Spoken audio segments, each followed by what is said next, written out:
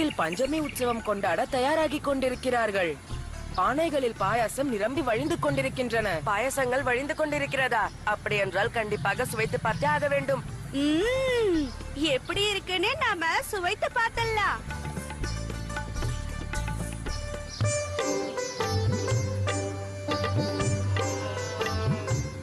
அனைவரும் எச்சரிக்கையோடு இருங்கள். பாயாச பானைகள் மீது உங்கள் கவனம் இருக்க வேண்டும்.